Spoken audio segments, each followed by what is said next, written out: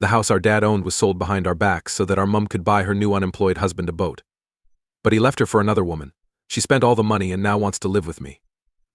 My mother, who is 50 years old, has had a strange life. My grandparents thought women should take care of the house and family, even though she wasn't too smart in school. She holds on to these ideas from her past. She got married to my dad 2 years after she graduated at age 20. She had my 29F sister Jasmine first, and then I, 27F Bianca, 2 years later. My sister and I have always loved our dad the most. He didn't agree with Mom and was there for her.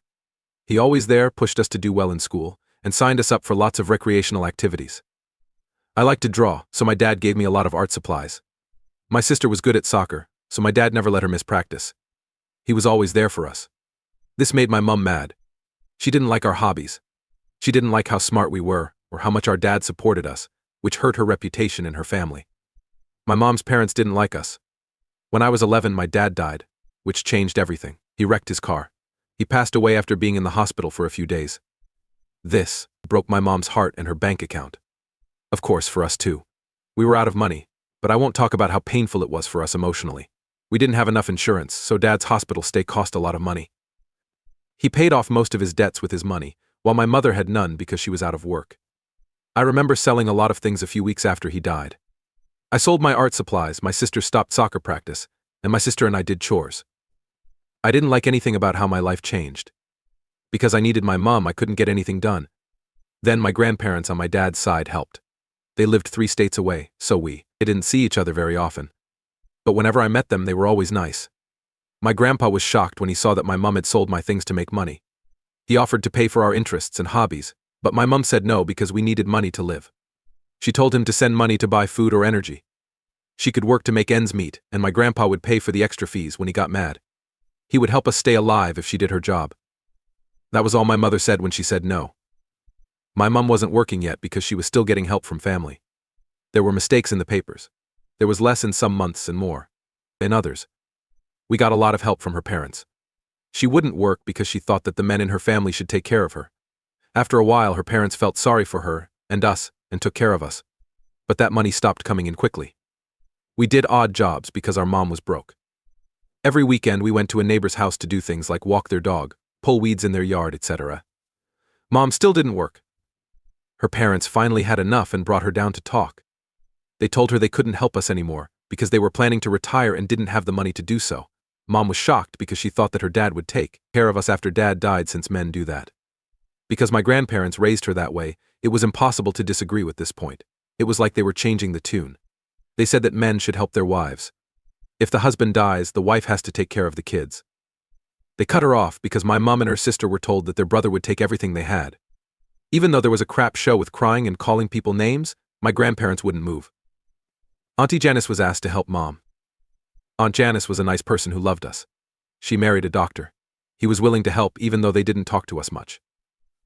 My mom moved back in with my dad's parents because their income wasn't enough for a family of 3. If my mom worked, my grandpa would help. We needed their help to stay alive, so she had to give in. Her job as a housekeeper at a nearby hotel paid well, and things got back to normal for us. Our uncle and grandfather made things better for us again. This deal went for 2 years, until my sister was 16 and I was 14.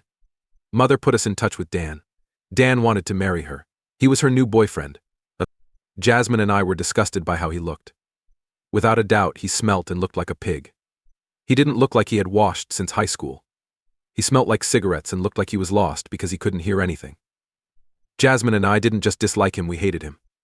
Mom unfortunately claimed to love him very much. Jasmine and I swore not to tell anyone about the wedding. It was a secret that Mom had married someone else. She was afraid that if our grandparents found out, they would stop giving us money every month, which we really needed because it was so kind of them. My friend Jasmine and I went quiet. No one knows what Mom thought when she married Dan. She likely thought that once she got married, her husband would take care of everything, and she wouldn't have to work. She quit her job and moved back in with her husband a week after they got married, so she probably thought that. The problem was that Dan was always unemployed. He could only work for 2 months. After that, he played computer games at home and might have looked for another job when he got bored. He didn't want to help us, so Mom's hopes were dashed. Jasmine and I went back to working different jobs to make money. Our family of 4 got most of our money from my dad's parents or the husband of my mom's sister. We both wanted to leave because it wasn't working. We didn't see Mom and Dan very often because we were busy with school and part-time work. This went on for 4 years, until I went to college and didn't talk to my mom as much. Dan was jobless and a serial cheater, which didn't come as a surprise to any of us. Just as I was leaving, Mom and Dan were having problems. Mom kept avoiding or forgiving him. But it was a mess. After I graduated, I didn't talk to my mom very much. Because I talked to my grandparents, aunt and uncle, my mom always knew what was going on. I finished college when I was 23 and got a good job. I finished before COVID, which made things hard. My raises and advances were not very big. Life slowed down because I didn't save as much as I had planned. I said no to my great-grandpa's help because I didn't want to bother him. I shouldn't be upset because I wasn't fired. It was a few months ago that I got a big rise at work. I was able to buy a small house because I had saved money at COVID. One of my goals was to live cheaply. This meant I would have to wait 2 years to buy a house by the time I turned 25. I was thrilled. How did my mom find out I bought a house? She called me because it had been a while since she saw her child. I knew something was wrong because her last visit was during my last term of college. I never asked her to meet up with me again, and she never said yes. I told her I'd get back to her when I was free, but I never did. She told me I had to tell her right away because it was very important. I said goodbye and ended the talk, because I knew she was after something. After 2 days, she called me again and asked for my help with something. She said she had heard that I bought a house and planned to move in with Dan before I could help. It was their dream to live with me. I laughed at her cockiness. I told her I couldn't believe Dan was still there and hoped she had left. She asked if I had a house or an apartment with a balcony. I told her no. We couldn't fit all 3 of us. I wasn't ready to tell her I didn't want her. I thought the issue of size and room would turn her off. I was too hopeful. She told me I could leave the 1-bedroom flat open for Dan and her to move in. I told her that wasn't possible. The rent was due, and I hadn't meant to let someone else live in my house. When I charged her market rent, she lost it. I was yelled at because she said it was crazy that I would take rent from my mom and that she hadn't taught her girls how to be leeches. I told her to go beg for food somewhere because I didn't have time for her or her yelling. I put her on hold and hung up. When I asked Jasmine if her mom had called, she said no. The last time they talked was a month ago, when Mom asked her where she lived. Jasmine told her mom that she had moved in with her boyfriend and was saving money to buy a house. What was the point of Mom's need for a place to stay? The house our dad used to own was kept by her. When we were kids, Dan moved in with us. It didn't make sense for her to move. I called my paternal grandparents to talk about the house. I finally got what was going on. My grandfather owned the house where we grew up. When my grandparents died, it was supposed to go to my dad. It was decided that my dad and his brother, Uncle Liam, could live with my grandfather for free. They got off to a great start and were able to buy a house for their kids. My grandfather legally owned the house where we grew up. My grandmother demanded that my grandfather take care of the house in his name so that Jasmine and I could get it when my dad died. Grandpa didn't want to make things harder for Mom because she was out of work. He probably felt bad for her, which is why he gave my mom the house when she asked for it. We agreed to buy the house when I turned 25 and Jasmine turned 27. I think this is why Mom told us not to tell anyone that she married Dan. Grandpa says the word got around. They were mad that she kept the new marriage a secret. They planned to change who owned the house right away. They insisted on filing the papers so that Dan and Mom couldn't use the house because I was almost 1 and Jasmine was an adult. But Mom told them in a smart way that Dan had broken up with her for another woman a few weeks after they told everyone they were going to get married. Because she couldn't stop crying, my grandparents stopped talking about who owned what. Over time, they forgot about it. That was the last time they talked about the house with her. After that, they only talked to each other sometimes. I told Grandpa that Mom had called to say she wanted to move in with Dan. What did happen to your dad's house? He was interested because he didn't know if she was moving or back with Dan. This is causing me trouble, and I expect more trouble soon. To everyone who is surprised that I didn't know such important things about my mom's life, this is because I don't talk to her much. I chose to ignore her and don't feel bad about it. I left the house in her life when I turned 18. Since then, we have been only friends. That's why I didn't know Dan had left her or would come back. We were too young to know about the home, so Jasmine and I didn't. We thought our mom and grandma would watch out for us. So owning land or a house never came up. Grandpa and grandma never talked about it with us because we were kids and our mom was supposed to take care of us ... not cheat on us. My friend Jasmine and I don't know what happened to Dad's house, but we'll ask our mom and maybe plan a rescue. I'll let you know. Update 1 has bad news. I met with my mom, her boyfriend, my grandparents, and myself 2 weeks after my first post to find out what was going on. She was shocked when we showed up because we hadn't told her. The best part? A young couple answered the door when we went to see our dad. We thought they were Dan's family or Mom's friends, but they claimed ownership. I wanted to laugh because I didn't believe them. What they said was true. For some reason, my mom sold the house without telling me, Jasmine, or my grandparents. It's interesting that the deal happened almost 6 months ago. She sold our house in secret 6 months ago, and we can't do anything about it now. My grandparents never signed the papers and transferred the title, but she was officially the owner and could sell the house. Everyone was shocked and angry about this. We looked for where she lived. It was a 1-bedroom flat in a sketchy part of downtown that was full of junkies. I wasn't surprised because Dan lived here. It made sense given how much like an addict he looked. Mom was as white as a ghost when she saw all of us lined up. She tried to keep us out, but we wouldn't let her. We were lucky to have Jasmine's boyfriend with us. He's a strapping man, 6'8", and pretty intimidating. We forced our way inside, and there was Dan, lounging on the sofa with a cigarette in his hand and a dazed look on his face. Mom nervously greeted us, but we went straight for the jugular. I told her I knew Dad's house was supposed to go to us, and she had sold it without informing Jasmine, me, or our grandparents. She burst out crying, saying that if she hadn't done it, Dan wouldn't have come back. Basically, she launched into this long sob story about how Dan had left her twice for 2 different women.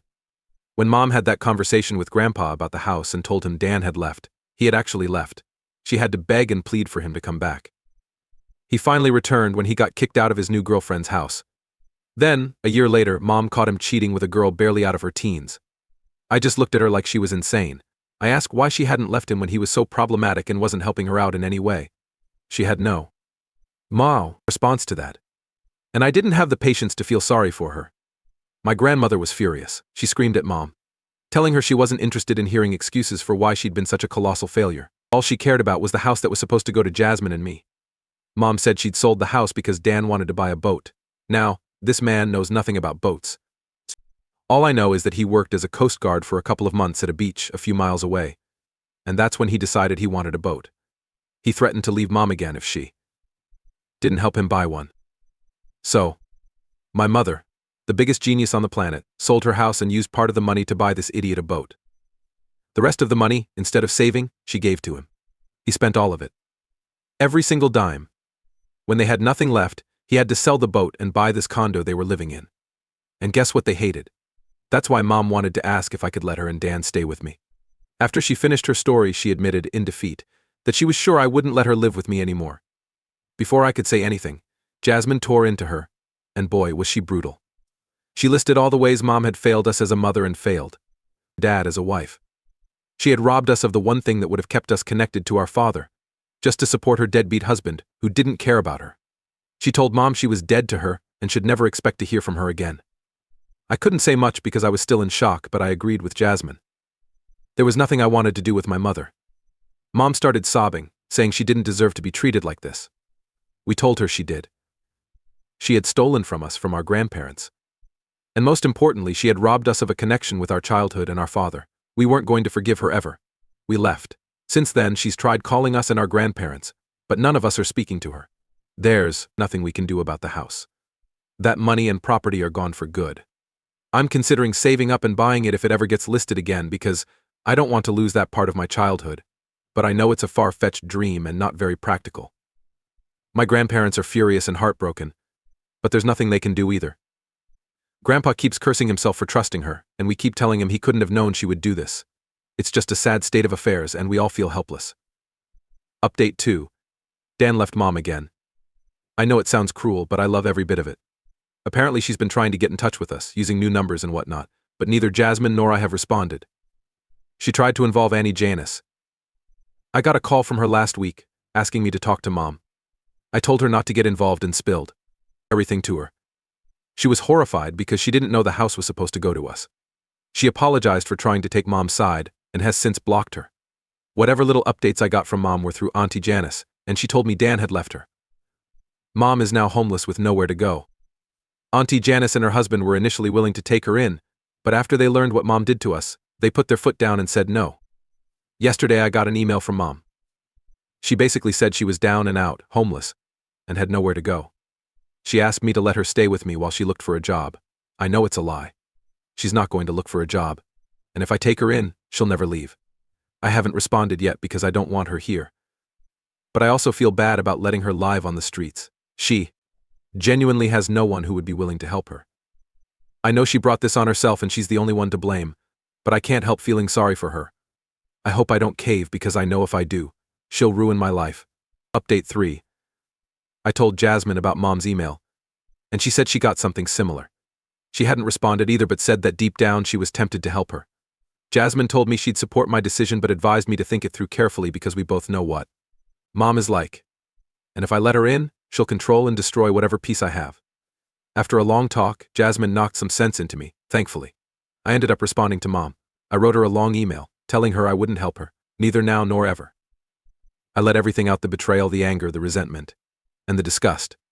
I marked her email as spam, so I don't know if she's responded. I did send her contacts for some women's shelters that could help her, but that's as far as I'll go. She has been emotionally negligent and financially malicious our whole lives, and she doesn't deserve our help anymore. I don't know what she's going to do, and I've asked Andy Janus to keep me out of it. I don't need updates on her life. She's not my mother anymore, and she was the worst part of my childhood. I'm ready to leave her behind.